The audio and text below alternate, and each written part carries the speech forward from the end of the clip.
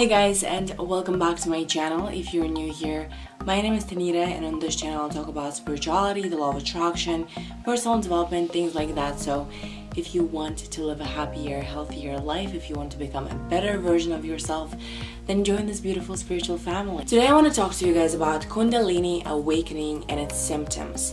I'm experiencing Kundalini awakening right now, and I thought what better to do than to share my own experience with you. A lot of people, as you know, are waking up right now. More people than ever are becoming spiritually conscious. We are experiencing a massive spiritual evolution on this planet, so more and more people are starting to experience the symptoms of Kundalini awakening. So before we get into the video, let me first explain what Kundalini even means. I know that if you have been in the spiritual community for a minute now, then you've heard this word and you know that it gets thrown around a lot by people who don't even know what it means. Kundalini is basically divine energy that resides within your physical body. So you have your physical body, you have your emotional body, you have your mind body, and you also have your spiritual body, which is essentially a part of the source or a part of the divine energy. Kundalini energy is stored at the base of your spine, and it's said to be awakened by a spiritual evolution or spiritual interest. Now, I don't really like the term awakened because I don't believe that Kundalini energy is ever asleep. I think Kundalini energy just has a lot of resistance to it because we're so material world oriented. So I think a better term in talking about Kundalini energy is you're not necessarily awakening it, but rather you are releasing your resistance to it. I like this terminology much better than some sort of a source energy that is trapped inside you and then you awaken it. But for the purpose of this video, we can say awaken or release resistance, whatever works for you. I just want to emphasize one more thing before we get into the video. For the purpose of this video, I'm going to be separating the idea of spiritual awakening and Kundalini awakening. Spiritual awakening and Kundalini awakening are basically the same thing. A lot of people refer to them as the same thing. But for me, the way that I kind of structure it inside my head is I think of spiritual awakening as something bigger than Kundalini awakening, and Kundalini being a part of spiritual awakening, a later part of spiritual awakening that lasts a lot but is not all comprehensive as spiritual awakening is. So for instance, in my mind and for the purpose of this video, I believe that spiritual awakening starts the moment that a person starts questioning authority, the person doesn't want to conform anymore, the person starts having an interest in metaphysical things and starts kind of answering certain fundamental questions about the universe with their own intelligence and with their own guidance. So this for me is already a start of spiritual awakening. Now, Kundalini awakening, and once again, this is just for the purpose of this video, in my mind is basically a confirmation of your spiritual awakening, of your spiritual evolution through your experience in this material world. And you will see what I'm talking about a little bit later. Without further ado, let's get into some Kundalini awakening symptoms. The first Kundalini awakening symptom that we're going to be talking about today is a heightened sense of perception of all kinds of energy. So this can be sensitivity to light, sensitivity to sound, or just newly acquired sense of perception of different kinds of energy.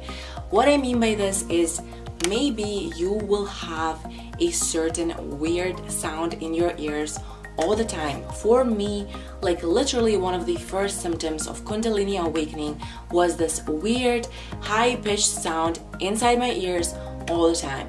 It is not the most pleasant experience, and if I didn't say that yet, Kundalini awakening altogether is not the most exciting experience altogether.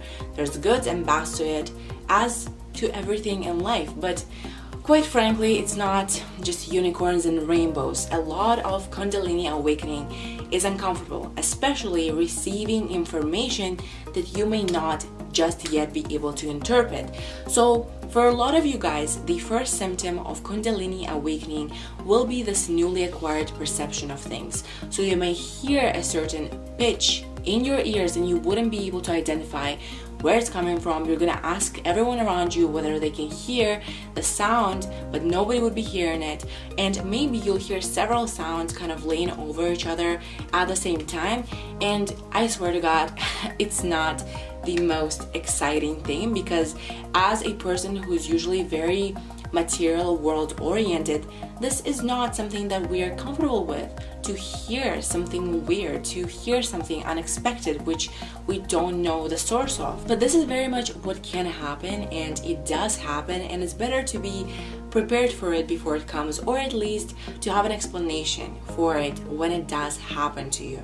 Another thing that can happen with your perception is your visual perception will be changed. You will notice that you see orbs or auras, or even experience mystical phenomenon that you cannot explain. This can be communication to your spirit guides or angels or even aliens, but anything that's really mystical usually shows up during Kundalini awakening, and that's because your sense of perception is just widening. You're now open to more dimensions of the universe than you were before, and that's why you experience all this weird phenomena around you all the time, because finally your third eye is opening up a little bit and you're starting to notice things that were always present but you were resisting with your material experience. At the time of Kundalini awakening, you will notice that your intuition is becoming stronger. This is very, very typical of spiritual awakening altogether, but during Kundalini awakening especially so, you'll notice that your intuition is popping. If you have not found the voice of your intuition, I really suggest that you do, because everyone's intuition speaks in a different voice. Some people simply know things, other people see things, and other people may hear things or predict things. You know, there's a different way in which intuition may work, and I suggest that you find the way that your intuition works and trust it. For me, I am very claircognizant. I don't ever get a sense that something is going to go wrong. I don't ever get a vision. I just know shit, you know what I mean? I just be knowing shit, and that's kind of my psychic ability. Once again, everyone has psychic ability. You just kind of wake up to it gradually. It depends on the person, depends on your spiritual awakening kind of process, but everyone has psychic ability. The next couple of symptoms of Kundalini awakening that we're going to discuss are going to be physical symptoms, and quite frankly, they're quite uncomfortable. They can be quite uncomfortable, but what I learned about Kundalini awakening is that the more you surrender to the symptoms, the less they show up, or the more comfortable you will be with them. So the most common physical symptom of Kundalini awakening is current-like energy going up your spine. It's not the most comfortable feeling, but it's not a painful feeling. At least for me, it hasn't been painful. It's just kind of weird.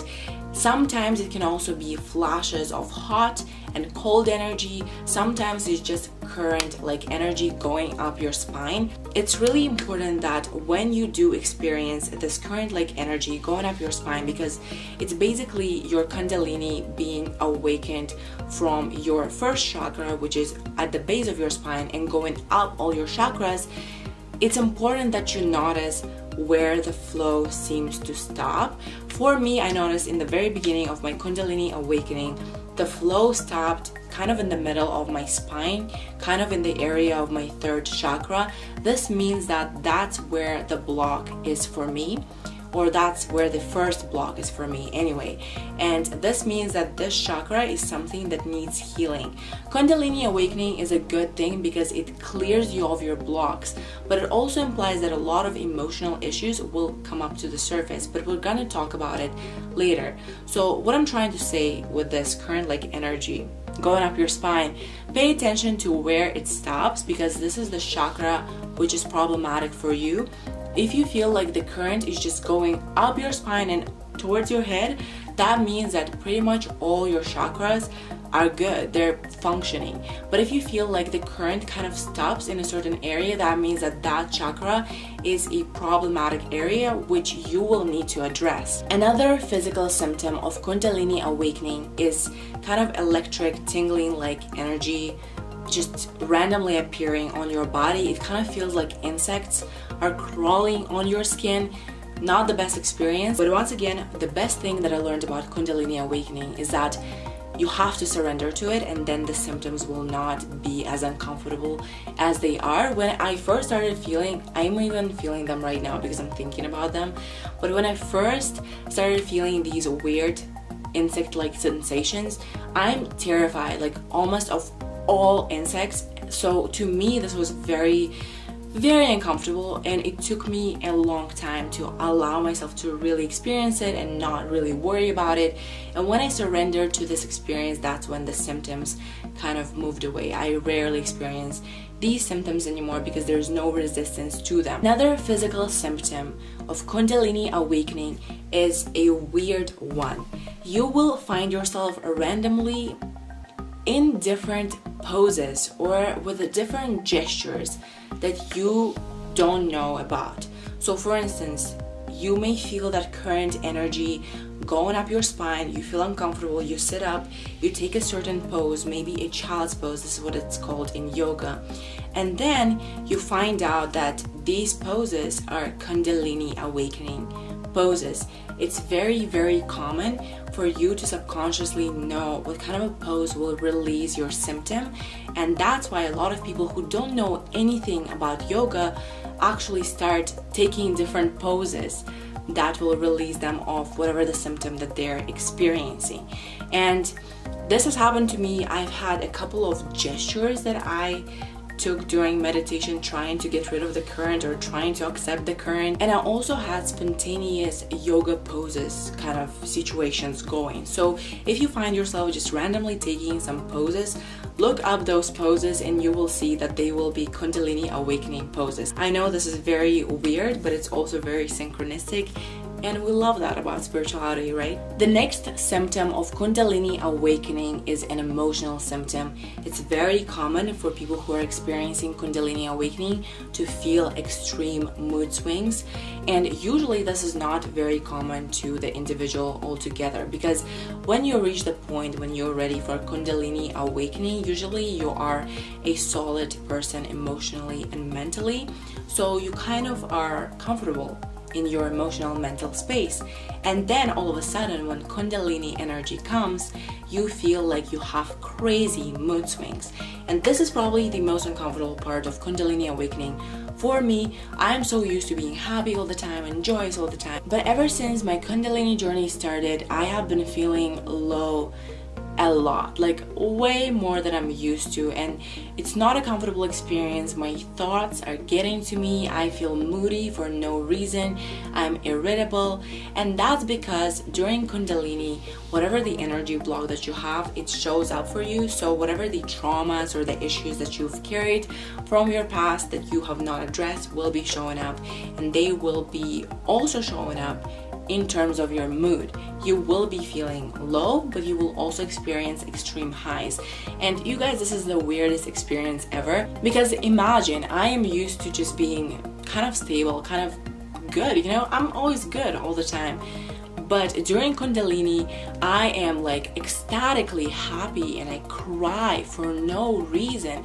And then all of a sudden, I am so low and I'm feeling so bad for myself and I'm feeling like a victim and I'm just feeling all these negative energies coming towards me. And this is not comfortable. But once again, you have to surrender to it and allow it to happen. And this way you can guarantee the best possible Kundalini experience for yourself. So the next common Kundalini symptom is broken sleep patterns.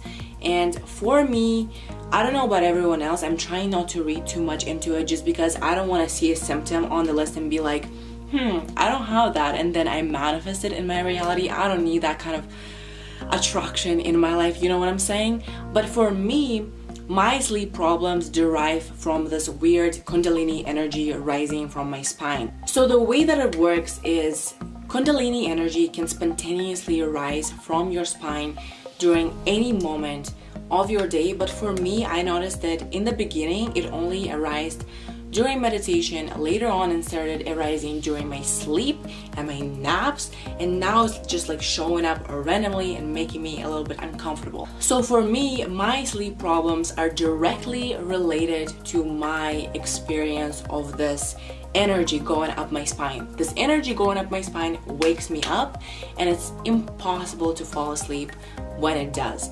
I hear that for other people it's not related, the symptoms are not related, they just have trouble sleeping during their Kundalini awakening, but for me these things have been related. The next sign of Kundalini awakening is that you lose interest in unhealthy stuff, and I mean unhealthy behaviors as well as like unhealthy eating patterns and lifestyles, all that kind of jazz. So in general, when one becomes more spiritual, they start losing interest for anything unhealthy, things like alcohol, cigarettes, or certain drugs, or whatever it is that you were doing before your awakening. But during Kundalini, this is especially so prevalent. For me, I noticed that I'm not only not interested in alcohol and cigarettes and partying, going out too much and staying up late. Well, I do stay up late. It's actually 3:39 a.m. right now. But I noticed that it's not that I just lost my interest, because I lost my interest in these things a long time ago. But now I literally physically cannot do them. Like, if I do something, I will physically feel sick. I cannot smoke another cig probably ever in my life because it makes me so darn sick. And this is very common to Kundalini awakening, and that's because when you are experiencing Kundalini awakening, that means that energetically you're vibrating higher than your average person. And now when you're taking drugs or drinking alcohol or smoking cigarettes, you're dropping way more than you used to. So now you experience that drop to a higher extent than other people do, and that's why it impacts you so much, and that's why you're not even interested in those things. They're completely on another level of awareness for you. Obviously, it's very common in general for people who are spiritually awakening to leave behind unhealthy foods and drinks as well as meat, because meat is a product of murder. No matter how you really try to curve it, your meat comes to the table with a certain energy, and when you become spiritually awakened, you understand that. Now, of course, it's your choice whether to eat meat or not to eat meat, but it's very common that spiritual people leave meat behind just because you sense the energy that comes to your table. And it's especially common for people who are experiencing Kundalini awakening. During my Kundalini awakening, I switched from being vegetarian to being vegan because my lactose intolerance just started acting up a little bit. I've always been lactose intolerant, but now it seems like I literally cannot ever look at dairy because I'll have like inflammation all over my body. So this is very common for your body and your soul to reject unhealthy things, and you will not be interested in them. You'll try to find a more balanced body. You'll try to create a more balanced diet because you know that your body is a temple. You are just more aware of it now. It's not that you didn't know that your body is a temple. You may have known it, but you still mistreated it sometimes. But now you physically cannot mistreat it because you are operating on such a high level of vibration that it's not even a choice to choose healthy. You have to choose healthy for your spiritual well-being. Another symptom of Kundalini awakening, and I already kind of touched on it, but I just want to emphasize it, a lot of issues from your past may come up. Maybe even the issues that you know nothing about. Like, I had a pretty happy childhood. I had no complaints, had a very privileged lifestyle, yet still certain things from my childhood started showing up and they were painful, you know what I'm saying? So during Kundalini, the reason of why you're going through it is for you to release those blocks, right? So whatever comes up, whatever trauma that comes up, no matter how uncomfortable it is, you have to address it, you have to feel it, and you have to let it go. That's the whole point of Kundalini awakening. Kundalini awakening can last your entire lifetime because you're ignoring whatever that's coming up. or it can last a short period of time because you're addressing everything that's coming up and you're letting it go. The next very common symptom of Kundalini awakening is desire for isolation, and this is common for spiritual awakening as well, but it will be even more so common for Kundalini awakening. Just make sure that you're not like me. Like, I am very introverted altogether, but during my Kundalini journey, like, I don't go anywhere and I'm uncomfortable talking to people all the time. So just make sure that it really doesn't impact your life in the sense, like, don't isolate yourself completely. Yes, there's benefits to isolation, but honestly, it's not good to jeopardize relationships that you have in your life just because you're going through something spiritual, because maybe you'll be going through it for a while and you don't want to risk losing important people in your life because you are isolating and healing and becoming a better version of yourself. That's fine if it's your choice. Just make sure that you try to find balance. The next very common symptom of Kundalini awakening, and it's actually a good symptom, you start being more compassionate to people, and not in the sense that you're like, "Oh, I'm gonna cry with you," or like, "I feel bad for the entire world," but rather people in your real life who have conflict with you or who are not acting their best self, you kind of see where they're coming from. You know what I'm saying? You no longer feel the need to react all the time because you just see what's making people the way that they are. And it's a good feeling to not be reactive, because when you're reactive, you're acting from a place of ego, and non-reaction is a place of your soul. You will see someone, just showering you in negativity, and you will understand why. You will see what makes them the way that they are, and you will not react to it personally because it's not personal in the end of the day. The next and final sign of Kundalini awakening, and it's also a sign of spiritual awakening, but once again you'll see an increase in this particular sign when you go through Kundalini awakening, is synchronicity. Synchronicity will be everywhere. Manifestation ability will be popping, because now that you're operating on a higher level of energy, now that you're releasing that spiritual energy inside your physical body, you also gain advantage in the physical world. You just become more aware of things. So things will come up easier for you. Be careful about manifestation. Don't manifest anything bad on accident, because during Kundalini, I noticed that my manifestations come quickly. Boy, they come quickly. So make sure that you're only feeding yourself positive thoughts unless you're really addressing your trauma and healing. Other than that, really focus on positivity. It always helps. Once again, it's important to surrender to the experience, and then you'll be able to go through it smoothly and gracefully. So yeah, I think this is all I have for today. Let me know down in the comments if you are experiencing any of these symptoms. I would love to know. I'm trying not to read too much about it though, because I don't want to manifest some sort of another symptom that I'm not enjoying.